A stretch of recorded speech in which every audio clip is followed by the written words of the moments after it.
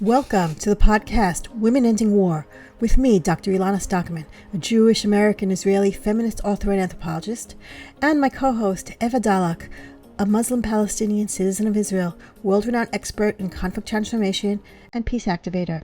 Together, we are here to demonstrate that there is another path, that peace is possible, and that women must lead the way. We are on a journey to activate peace.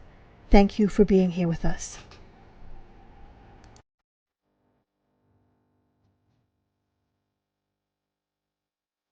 So, مرحبا فاخرة. أهلا مرحبا تامي. أهلا وسهلا. Hi, how are you? Good. Thank you so much for inviting me over. I'm so excited about it and Thank nervous you. at the same time. Likewise. Let me just introduce you. Okay. Tell everybody who we have here today. We have a really special guest. We have Dr. Tammy Shel Aboudy. Welcome, Tammy, who has a Ph.D. in philosophy of education. Today, we're veering towards philosophy. Your Ph.D. is from UCLA. Tammy integrates cultural and gender perspectives in her research and has been studying the concept of caring as a fundamental approach to relationships and conflicts. Tammy employs a holistic approach by integrating philosophy and ethnography, or ethnophilosophy, as a research methodology and pedagogy. Things that are all close to my heart. I also have a doctorate in education and anthropology, so this is all super interesting to me. In addition, she extends the application of ethnophilosophy to therapy and conflict resolution, which is our topic today in the Women Ending War podcast. And a few years ago, Tammy also got a degree in social work due to her work with populations at risk and underprivileged communities. She has been teaching at Max Stern Yezreel Valley College in the Departments of Education and Nursing since 2012. Wow. You wear a lot of hats. You have a lot of knowledge. Thank you. So we're super happy to have you here today. Yeah, actually, I am so excited, Tammy. We know each other. We are friends, and we are also participating in the same think tank group at the Van Leer Institute, Right. called the Peace-Based Partnership-based peace. They're going to kill us, you know. Partnership-based peace, and thinking about how we can bring peace for Palestinians and Israelis and shared future. So I'm so excited. And you are bringing for us today a new element of talking about our reality, the philosophic elements, and also combining it with education. And we had like a really interesting conversation together. So I think, first of all, we would like to know a little bit about your journey, how you got to be in this field of education, philosophy, caring. Can you tell us a little bit about this journey? Yeah, I'll try in a few words, which is very difficult. Well, I think the greatest surprise for me is that I actually focus on philosophy of education because I was such a bad student. Really, I didn't like school. And so at some point, someone told me after I graduated from philosophy, someone told me, it seems that you actually focus a lot on education. So I thought education and me, but then I realized that education is not schooling. It's actually everything. Any human interaction or non-human interaction for that matter is actually education. It's about relationships and conflicts in relationships. We are all the time being educated and educate others. And the concept of caring was a long journey since my master's degree, actually.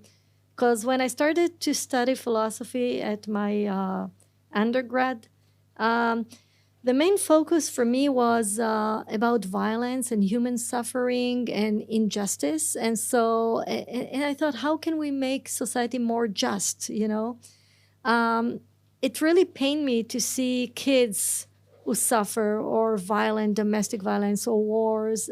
At some point, I learned to connect between them, the micro and the macro. I saw them actually integrated. And so one of my professors at my master's degree actually told me, now there is a growing trend to talk about the concept of caring. And that professor introduced me at that time to Nell Noddings. And then I also learned about the ethics of care of Gilligan, although Gilligan doesn't actually speak specifically on caring. And so this is how I started my journey, actually. Nell Noddings was a big influence on me also in my research. I mean, Really? Yeah, because it's a whole different way of looking at things. I mean, that's a big part of what we're doing here is talking about how when women are around the table, there are different perspectives that come, and that the perspectives often, not necessarily, not automatically, but often include compassionate approaches, and a humane compassion, the idea of understanding lots of people, lots of different perspectives, because women have historically been so responsible for caring in the sense of caretaking. Take care. That's the caretaking. thing. I actually think there is a distinction between taking care of and caring. So for me, and I knew Noddings in person. I met her several times. Yeah, and she knew of my work, and she was very supportive. But for me, the distinction is very clear, because I try actually to emancipate the concept of caring from gender. I want it to be inclusive. And this is one thing that people never understood about the concept of feminism, that it was not actually related to women. Right. It was actually related to how to overcome the concept of humanism that actually focused on men and not on women. So feminism was supposed to be inclusive. But because it's being called feminism, so people think it's being associated with women only. But actually, feminists were supposed to bring a different message to include everyone within their thoughts and emancipation. So for me, taking care of, it's not necessarily caring. It's a function. It's like a social assignment of, you designate women to take care of children or family. So it's not necessarily emanating from caring. It can sometimes be emanating from oppression. Like this is what your task is to take care of. So I make the distinction between taking care of and caring. So yeah, very interesting. I mean, we will dig deeply into this philosophy, and also combining and talking about education. As you said, education, it's not just school. It's all the interaction between individual and the environment. It's the parenting, it's the school, it's the media, everything. And in our conversation, you were talking about, and also in your lectures, Tammy, if you can, about the cognitive occupation and cognitive liberation. Can you tell us a little bit so we can link how caring can maybe address this, how really our reality or our consciousness, as we were talking, is somehow occupied by certain discourses, certain narratives, certain things that we became to believe that this is the reality. Can you tell us a little bit about this, and how caring intertwine in a way to liberate what we think? Yeah, so I actually attribute caring to reconciliation for sure, or to any other relationships and conflicts.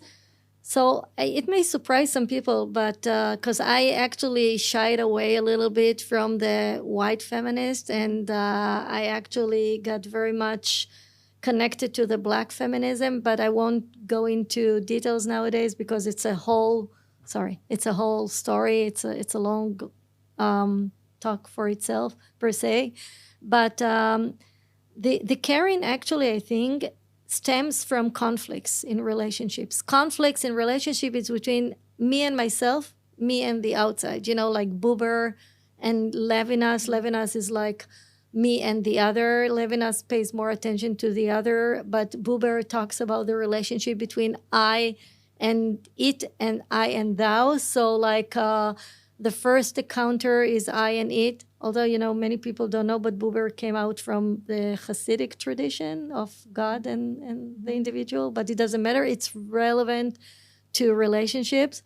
So caring must actually address and acknowledge conflicts in relationships, because we are all in conflicts in relationships. There is no such thing that there are no conflicts. I mean, if you take a philosopher like Nietzsche, he talked about the fact that we all have contradictions. I mean, his philosophy was, full of contradictions.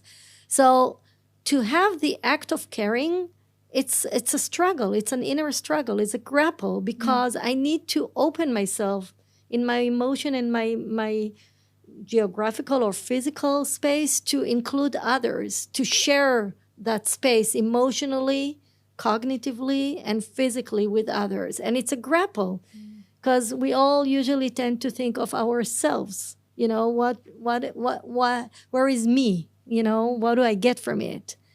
And so, and I really want to emphasize that it's mostly based on Western monotheist tradition, because it's not necessarily in all traditions. So it's not inclusive humanity. Right now, I'm talking from for this standpoint of Western tradition. And so when we talk about reconciliation before the word peace, because also we have to make the distinction, what does it mean peace and what does it mean reconciliation, right? We have to open ourselves. Now I don't think there is anyone who was not born into a given epistemology. We were born into a world, you know. Someone gave us our name. Someone decides for us to live, to be born. Someone decides for us what to eat, where to grow up, what language to speak. Before you can say I and acknowledge yourself, your epistemology is already ingrained in you. Whether we like to think about it this way or not, there is no human being who was not born with a given thought or emotions. So we are all being occupied. In many ways, to assume that one is being occupied and the other is not, I think that's a false assumption. I think we're all being born into a way of thinking. Our world is being shaped for us before we know it. And our struggle and grapple is all the time to look for a different avenue in life, to look for venues in which we can actually emancipate ourselves from this struggle. Not everybody is doing it, but the cave allegory is about this, you know, of Plato. It's that tension between culture and agency. Yeah. You know, about where's the agency? Where's my agency vis-a-vis the culture that was imposed on me? Yeah. And you're right. We're born into cultures that we don't. And we talk about this a lot, about how the ideas that reinforce the physical, right? So that there are some people who live in a physical occupation, Right. who are living in physical structures. But it's always like what you're talking about. It's those ideas. It's the cultural or societal structures that hold it in place. I will even add, like if I take now from Black feminists, the idea of intersectionality. Yeah. We're all being born into intersectionality. Okay, so many identities that we are being born into. So that's something that I can take right now from the Black feminist, is the idea of intersectionality. So absolutely, we're all being born into identities, and some we can, in many ways, I don't know if modify, but try to change, and some it's less possible for us. And who can do it and who cannot do it, I don't have the answer to that. So how do you use these ideas when you're working on the issue of the Israel-Palestine conflict? So I also talked to Fakhira about it, that I think we all the time jump into the Israeli-Palestine relationship, and I assume when we talk about Palestinian, we talk about the occupied territories, Gaza and West Bank. But I think we also have to look inside Israel, inside the society, inside our society, because our society is so divided, and it's not only about Palestinians, and I don't even know how to say Palestinian and Jews, non-Jews, Palestinian, Arab, Druze, Bedouin, Jews, Hasidic, Ashkenazi, Orientalism, Mizrahi, Sephardic.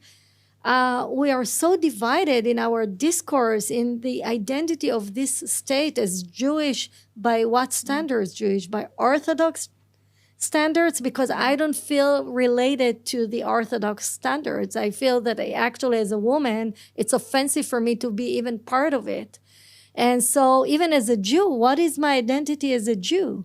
And so we have to work inside, I think, this country, first of all, to learn to teach to respect human beings, individuals, as they are per se. I'm not saying that you have to love everyone, but that's the compass. What is missing in Israel, I think, is an inclusive compass that focus primarily on teaching or encouraging children or creating conditions, that would be a better term, to respect people as they are, as human beings, and to focus on nonviolence. Because like when I say Israeli Palestinians and the whole idea of nationalism, For me, it's patriarchy, because that means let's put Israelis and Palestinians, but we can do whatever we want with women, with LGBTQ. But first of all, it's like all the time, Black feminists also talked about it. Patricia Hill Collins, she also came up with the idea of epistemological resistance. That, there was civil rights movement, but eventually it was for men more than for women. It's the pride of the man, the respect of the man.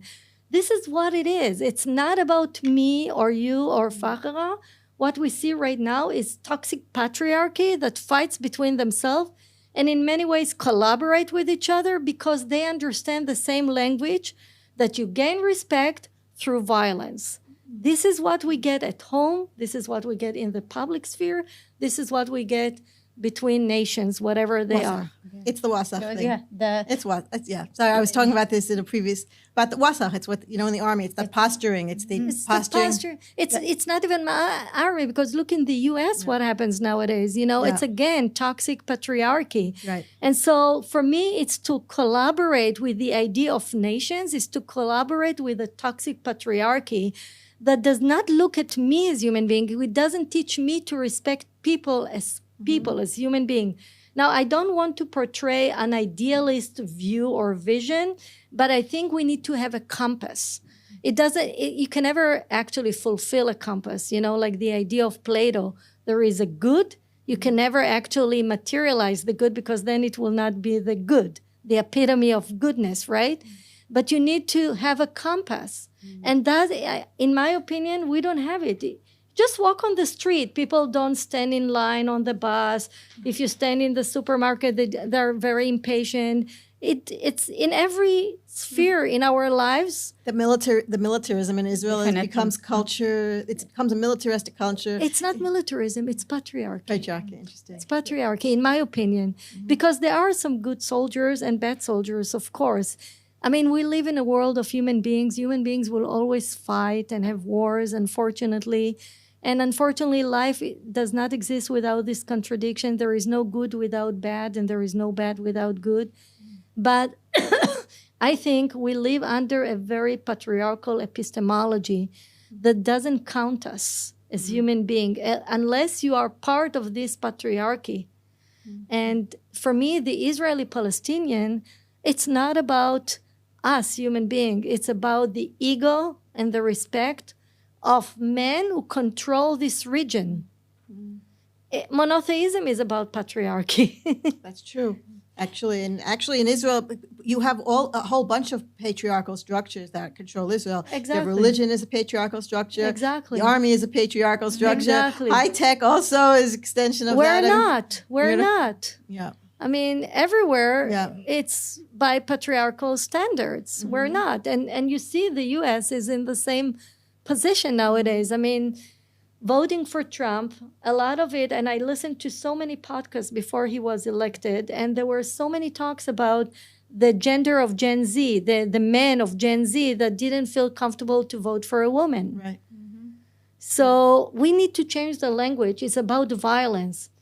Because as long as people are not focusing on violence, they allow violence. It becomes violent, become legitimate. Right. And if you teach... Which, by the way, the election in America is doing that. The election in America, by electing Trump, it is definitely a legitimacy of violent thinking and violent... Absolutely. It's a huge, legitimization of patriarchy in all its forms. And by the way, it's women involved too. Like that, it's not like you said before. It's not women versus men. Patriarchy can be lots of women have internalized patriarchy. And you see that in Trump also. And Trump will get up there and say like, "Oh, women love me. I got so many women around me," and things like that. And it's like women can be agents of the patriarchy. Absolutely, too. Gatekeepers. Women gatekeepers of the patriarchy, and so you see that a lot. So, but yeah, absolutely. I think there's a lot of parallels between processes going on in American politics and in Israeli politics. Absolutely. And it's important what you said, just to emphasize that as much as I try to emancipate caring from women and make it inclusive, same with patriarchy. It's stereotypical patterns that women can embrace as well. Yeah. And I don't like anyone to associate women with something perfect. That's actually a source of violence against women. We are human beings, first of all. And this is something that I always try to teach my students also, to learn and to interpret things through conflicts in relationship between people. First of all, I don't dismiss other identities. I'm not saying that they are not. Yeah, I don't live in a la-la land, of course not. But I just want them to focus on that, to understand it from a very humane perspective. Yeah. And also, sorry. Yeah, No, go ahead, because I think what Tammy is bringing for us here, because all the time we spoke in the podcast about Palestinians, Israelis, this lens of nationalism.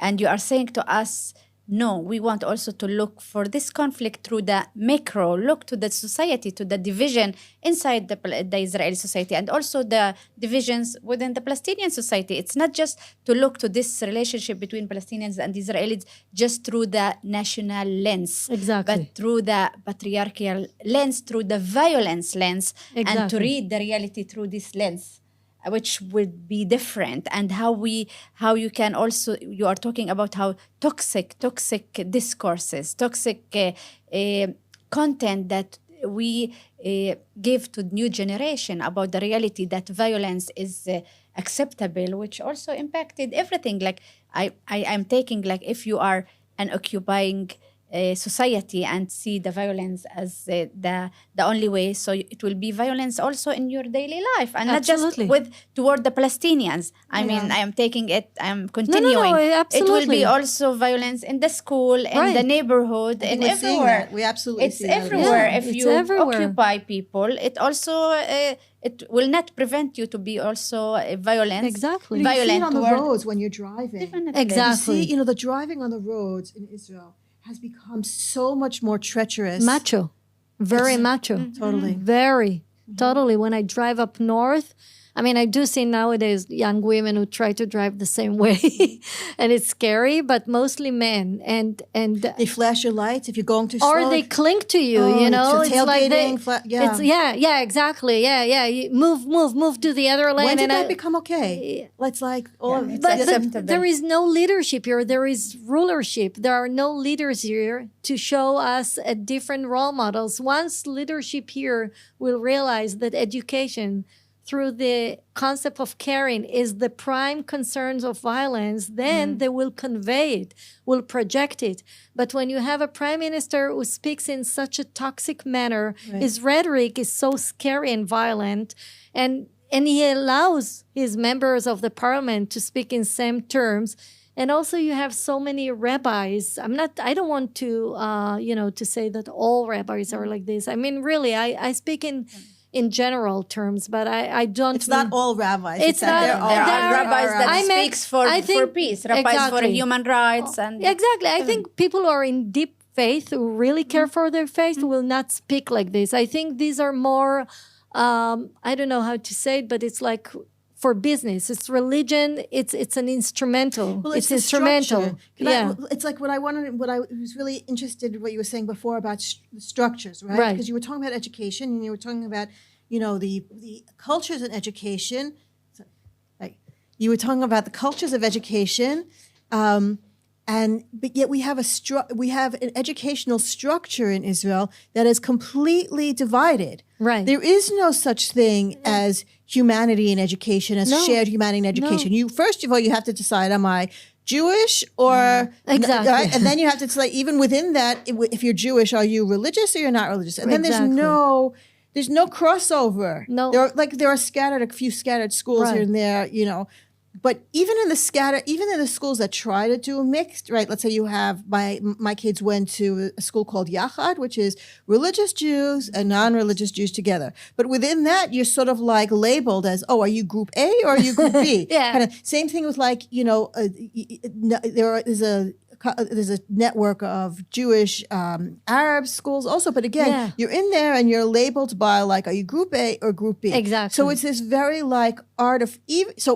it's very hard to get out of. And then the political structures do the exact same thing. The Knesset does the exact same thing, where we're in this parliamentary system that is built entirely on these like identities. Oh, well, if you're ultra-Orthodox, then you're in the ultra-Orthodox party, kind of thing. Exactly. And if you're secular, then you're in like the, So there really is no culture in Israel of shared humanity, structurally speaking. Because you talk about identity or shared identity based in different parameters rather than nationality and Palestinian and Jews and religion. It's shared citizens that we share. Exactly. We share values. Exactly. As human beings. Number one, I just want to say they're fabulous educators. I'm not saying that there are none. Right. They're very humanist educators, Right. but they also struggle a lot because they're in a structure. with the politics. Because you're limited to what you can do as an individual. Exactly. If you're in a structure that doesn't support your ideas, then you're limited. Exactly. And this is why, because you also have parents who are interfering and meddling in education and also determine how to teach their kids. So you have to look for a language of hope, language that will recruit parents to be with you, and to join you with the efforts of having a better education. So when you talk about nonviolent society and you talk about respect for human beings, it may sound a little bit less political because you're not talking about Arabs, Palestinians, God forbid, or anything, but it is very subversive political, more than critical theories and others. It's just Karen is very subversive. It undermines the political patriarchy agenda, patriarchal agenda, exactly. Because it's not caring undermines the political agenda. That is that is like a terrifying thing to because face. it doesn't speak in terms of politics. It's being associated as something feminine for the home. It doesn't sound intimidating. It doesn't threaten anyone. Who doesn't want his kids to be safe on the street, right? Who doesn't want to teach kids to be, well, I won't say everybody does. I won't say that nobody wants that. There are some parents who don't care about it, I guess. But in general, most parents would want their kids to live well, to be secure, to have good life. And so this is a humane language. And politics, as it is nowadays, it doesn't speak in humane language. And we want to not to succumb to this language of the rhetoric, the toxic rhetoric nowadays. So, Tammy, you were talking about you differentiate between ruler and leader, right? In a way of which language each one gives. Like ruler give the language of violence, right, and that this is what power, but leader give the language of hope. Maybe. Right, absolutely. Can you explain a little? Can you take us a little bit in the reality? Because I think it's fascinating because we want to create language of hope. Right. With the other, with the other side, with the other who is different than me, not just the Palestinians, with any other around right. me. And that's another conversation also about critical media literacy, how media and outside forces actually influence the way we look at each other in a very hateful and well, all of a sudden I get stuttered. Okay. In a very hateful manner. But rulers, it's like, for me, it's someone like Netanyahu or Trump. And I talk about supposedly democratic states, okay? Democratic in system, maybe not in values, but at least in system. For me, leader is someone who leads, who takes us forward, who looks at the future and says, okay, I want to have a better future for the people. What is a better future? War? I don't think it's a better future. Messianic visions? It's not. I mean, messianic vision, if it were a compass, that's one thing. But as a practical manner, it's not. I think a leader has to think in terms of education, education with hope, to have better life, less violence. And that means also the rhetoric has to be like this. Sometimes you have to fight. I don't say you can avoid it all the time, but that shouldn't be the prime agenda, prime strategy. The prime strategy has to have a safe and humanist society. And I think if that becomes the structure in this country, which is so far from it right now, but this is how we work, how to actually have learning communities in which we can actually recruit people to understand that it's better for everyone's sake to be in a more safe environment, then that will actually roll over toward the relationship, maybe allows an infrastructure that will be able to look at the others in a less intimidating way, you know? I mean, there are violent forces on either side, but do we let these violent forces all the time defeat us? Then we will get to a point that we're being annihilated. There is no hope, and this region will become just bloodsheds all the time. And I don't think we have the privilege to think this way. I'm willing to be naive and to take the risk that people will tell me I'm naive. And I'm willing to do that because otherwise there is no hope. And we must have hope for, you know, the future generation. We have to try not to reproduce and replicate these patterns of hate and disdain and disrespectful for people, for women, or for everyone. We have to change the rhetoric. Right. Wow. So do you have practical experience working,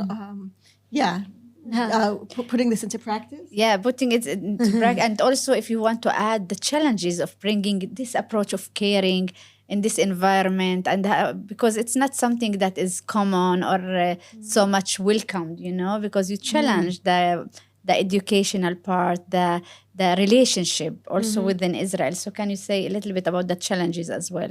Well, number one, I think it's their caring, but maybe people don't term it as caring, and just I use the word caring. And since this conversation is in English, so finally nobody asked me to translate the word because I don't have a word for it in Hebrew. It's not ikhpatiyut? No. It's not the same, because that means caring, not caretaking. Yeah, exactly. Caretaking It's a state of mind. It's where you are coming from. I don't even like to label it as this person is caring, this person is not caring. That sounds very moralist, judgmental way to look at people, and I don't like that. I think some people have the state of mind to be caring, and not all the time. We cannot be caring all the time. But that should be our infrastructure. The basic, the fundamental idea of who we are as human beings. Of course, not everyone, but we have to teach it as a compass.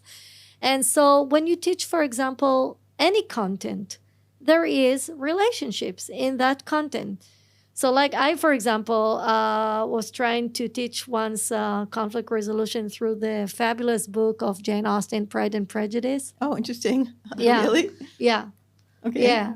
And I think there is gossip, there are relationships, there is positive and negative gossip, there are relationships, there are friends who give advice, bad advice, ill advice. There are so many components into that book. And at her time, it was published in 1813, but I think she wrote it much earlier than that. But at that time, there was a transition about the idea of masculinity. So the intellectual man comes into power instead of having a duel or fighting.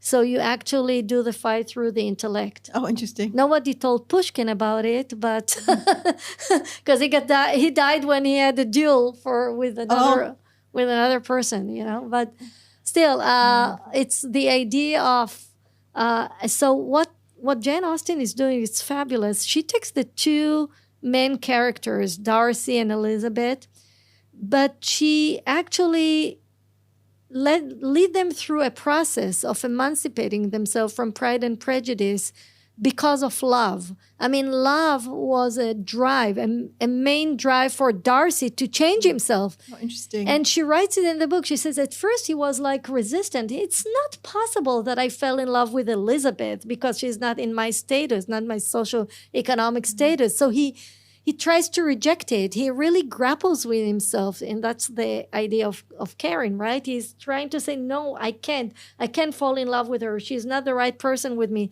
But love trumped. So that's so interesting. So you're looking at Darcy as like a model of a man being transformed out of the culture of patriarchy into a culture of caring. Yeah. So you're looking at that kind of trajectory, which really can and maybe ought to be a model for what we need to be doing in our society today. Right. You know, and like we were talking about even things about like driving and all that kind of stuff, you know, we're so infused with this hyper masculinity, the hyper patriarchy. We're so infused with it, and the longer we stay in war, the more we're drenched in it.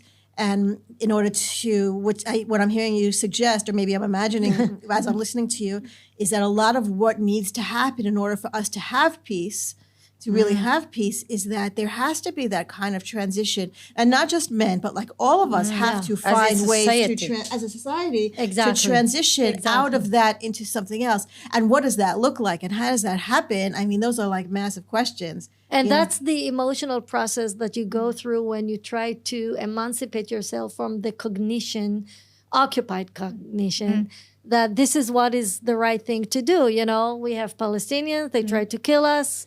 So it's the right thing to do. We try to kill them. And definitely October 7th challenged all of us by far, you know. But even when you talk to people who experience October 7th, depends whom, of course, but even at the kibbutz, some of them still see the opportunity for peace, although despite the fact that they went through massive trauma and it's hard to even to express what they been through and still going through, because we have still 101 hostages. And this is also unbearable. If we were a country, we were having leadership that really cares for people, we wouldn't have 101 hostages there, you know, in the tunnels or wherever they are, that they would be the first thing to think about releasing the hostages, you know? So John Paul Goldberg, the father of... magnificent. So he talks about this, you know, so he talks about the price that we are paying for not returning hostages. And it's the price, where it's the price on your own soul, of that you're losing this core aspect of what it means to be human. Absolutely. Every single day that the hostages are there, we are losing a piece of our own for humanity. And I'm in love with Rachel and John Goldberg Paulin. I wish I could meet them, because I lived in the U.S. I know that Judaism has more freedom in the U.S. to express itself as opposed to Israel because of the orthodoxy. And for me, that exemplifies the inclusiveness that exists in the humanist Judaism, because they talk about Palestinians, about foreigners that were hostages, about Muslim, Christians. They got up there at the DNC, the Democratic National, and they talked about the innocent people. So the DNC itself wouldn't allow Palestinians to come speak, and yet the parents of the hostages came up and mentioned it, which is incredible, which is exactly what you're talking about, right? Incredible. And I think they are just...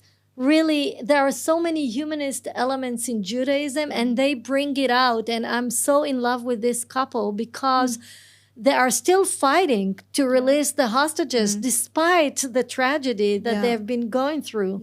That's exactly what you're talking about. That where you used caring as the framework for how you approach everything. Exactly. It's a leap of consciousness. You know, it's just thinking in different terms.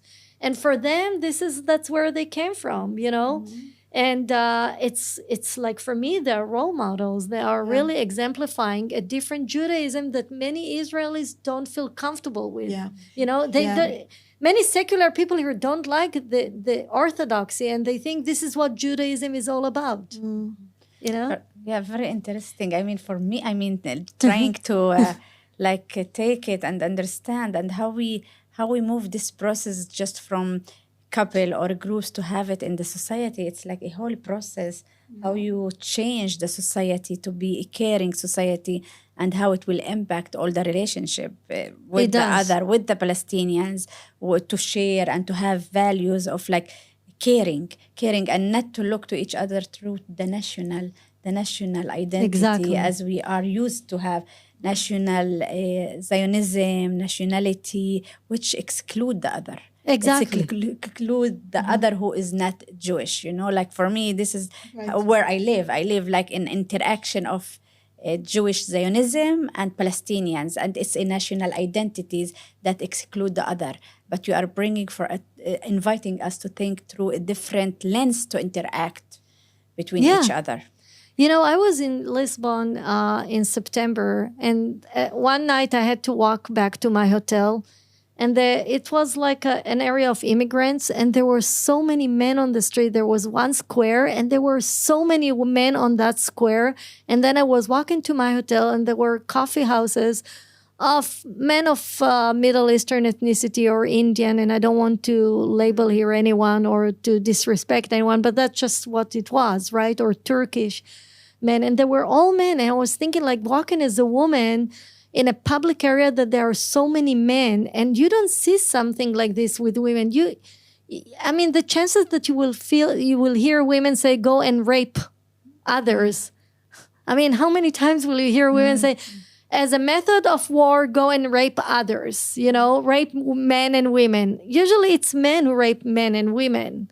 So it's so male dominance, but not because this is what men are. I know fabulous men, caring, and they should be role models to so many other men, that men don't have to be violent. They were not born violent. We make them violent. Right. It's the structure. Again, it's what you keep pointing out is the tension between the individual and the structure. Right. There are lots and lots of great individuals everywhere of all types, right? And also there are people who on the individual level are going through a kind of transition, like Darcy, or like our previous interviewee, Becca.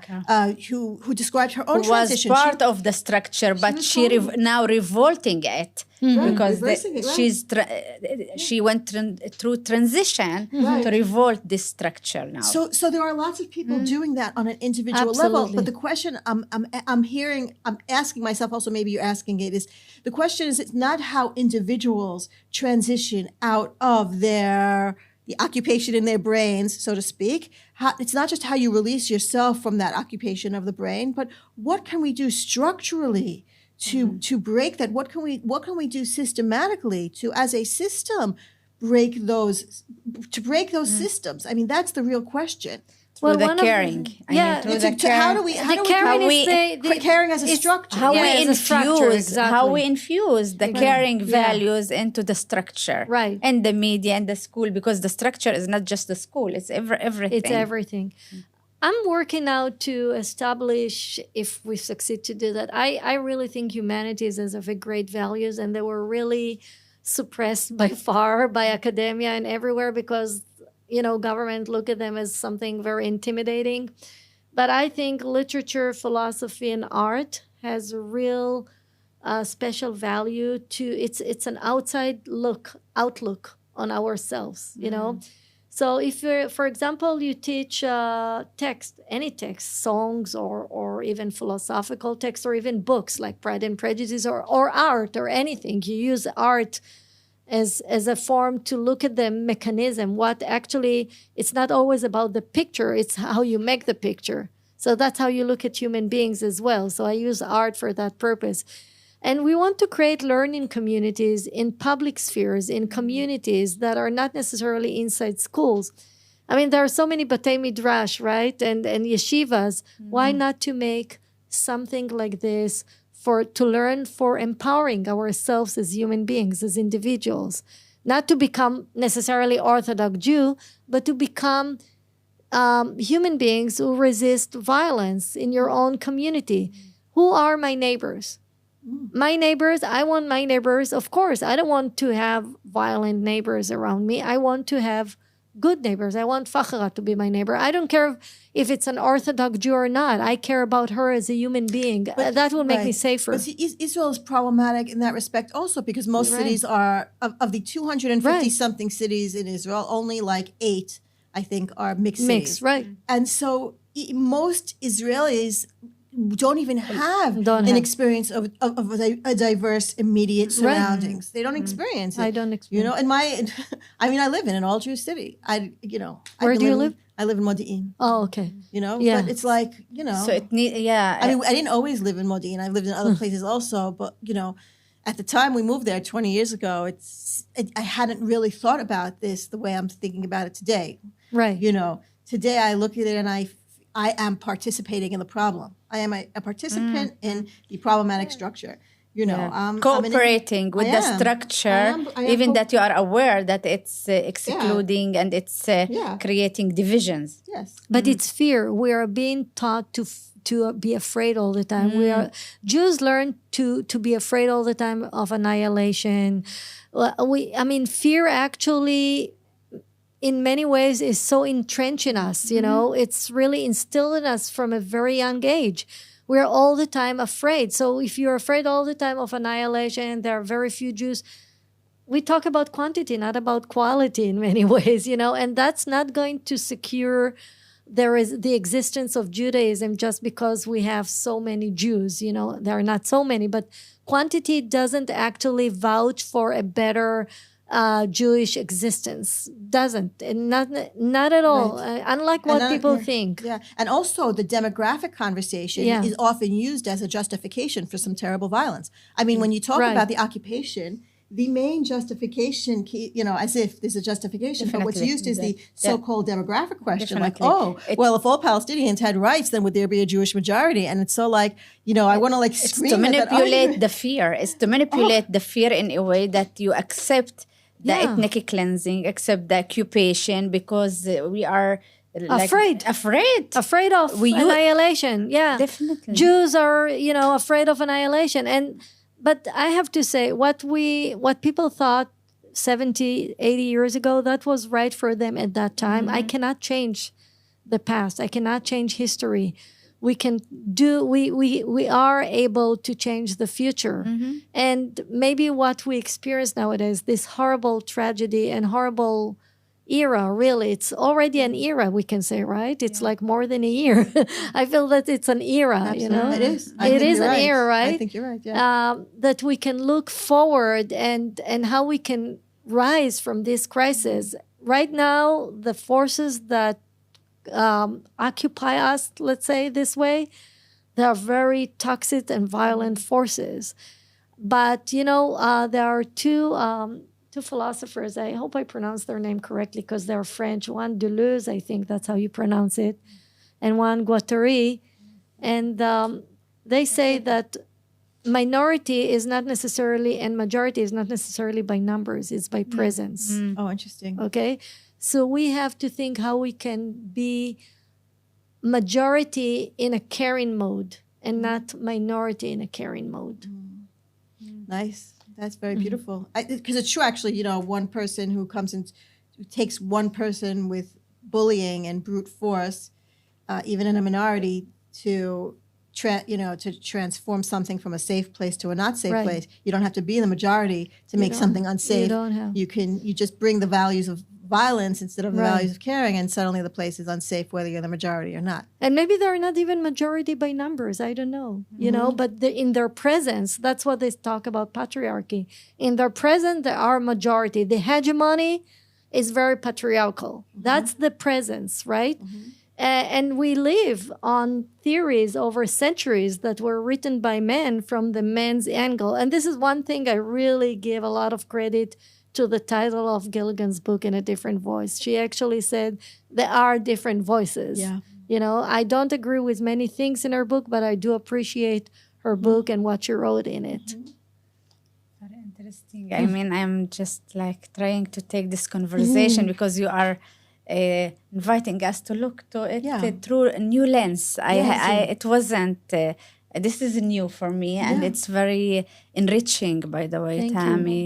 Thank you so much. Because we also learn to think about our reality in different lenses, and you are telling us, no, think about it through the patriarchal, through the violence lens, through caring, through thinking about inclusiveness, not just between the two people, in the small circles, in the mixed cities, inside even the villages, the Arab villages inside Israel, or in everywhere we need to educate for caring, so it will impact the macro level.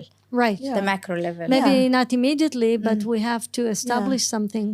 Yeah, I really appreciate your approach. I really appreciate the way you describe the connections between, you know, political structures, social structures, and cultural ideas and practices, that all of these things are related. And the idea that our cultures are structural and they're imposed on us by agendas, by political agendas, I think that cannot be overestimated. I mean, I think that's such a vital insight, and I really appreciate the work that you're doing, and I really hope that your ideas are heard widely and applied to education and society in Israel and everywhere. I really Yeah, I hope so too, but it takes a while to Sure. embrace such an approach because people are actually caught with different approaches. Yeah. And the caring and philosophy of education always seems to people like something that, okay, but we need now. We need a solution now, here and now. And I'm like, you know, even if you take a manual, how to use a washing machine, there is always one stain that is very resistant, you know? So there is no manual to how to operate human beings. It's all the time we try and we do our best. I'm one single human being in this universe. You're doing This great. is who I am. This is my very modest contribution. I'm not saying that I have a solution. I don't have a solution. I really don't think anyone has the ultimate You solution. are the solution. What Eva, our other co-host, always talks about. Peace starts within. How do you create peace in the world? You have to start within yourself, and from the peace within emanates the peace without. So, and to realize that we're all human beings. We cannot be always perfect. There is no such thing. I talk about caring. It doesn't mean that I am caring all the time. We must learn that we're a human being. And as a teacher, I'm also a learner. And as a learner, I'm also a teacher. And we must have this modesty that we don't know everything and we know less than we think we know. Thank you. Thank you so much for Tammy, inviting me bringing over. This was Thank really, really special. Yes. Thank you so much. Thank you. And thank you for your determination to bring these values, this philosophy to our reality despite the challenges. Thank you. Thank you. so I appreciate much, that. Tammy. Very enriching.